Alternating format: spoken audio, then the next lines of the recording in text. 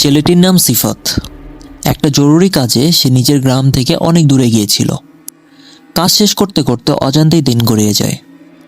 ফিরবার পথে যখন সে হাঁটছে, তখন আকাশে সূর্যটা আর তেমন উজ্জ্বল নেই। বিকেল গড়িয়ে সন্ধ্যা নামছে। সিফাত থেমে দাঁড়ায়। আজ আর ফেরা হবে না। রাতে এই পথে হাঁটা ঠিক না। যে গ্রামটা সামনে আছে সেখানে আজ রাতটা কাটাবো। রাস্তাটা হঠাৎ করেই শুরু হয়ে যায়। দুপাশে বড় বড় গাছ, বাতাসে পাতার অদ্ভুত শব্দ। কিছু দূর যেতেই সে একটা গ্রাম দেখতে পায়। গ্রামটা অদ্ভুতভাবে শান্ত। কোনো কুকুরের ডাক নেই, কোনো শিশুর চিৎকার নেই। তবুও ঘরে ঘরে আলো জ্বলছে। সিফাত গ্রামে ঢুকতেই কয়েকজন মানুষ এগিয়ে আসে। ভাই, একা একা এই সময়? পথিক আমি, আজ রাতে থাকার জায়গা দরকার। চিন্তা করো না, এই গ্রামে কেউ একা থাকে না।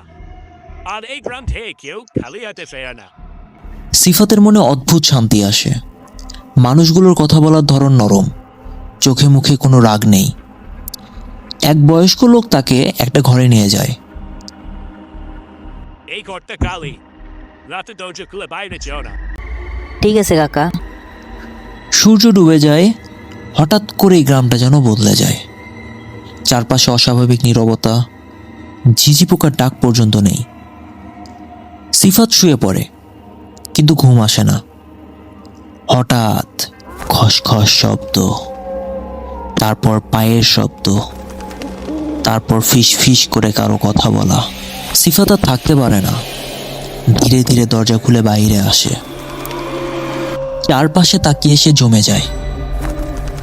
গ্রামের মানুষগুলো, তারা সবাই বাইরে দাঁড়িয়ে আছে।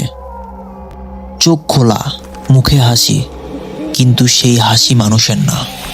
আপনারা বাইরে কেন? হঠাৎ এক নারী সামনে এগিয়ে আসে। কারণ রাত আমাদের। সিফাত দৌড়াতে যায়, কিন্তু পা নড়ে না।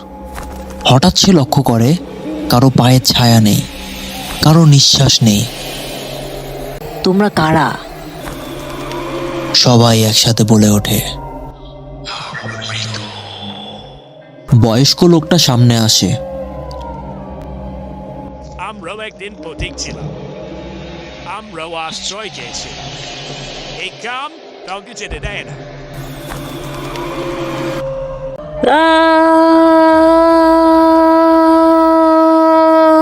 সিফাতের চিৎকার শোনা যায়, কিন্তু সেই চিৎকার গ্রামের বাইরে পৌঁছায় না।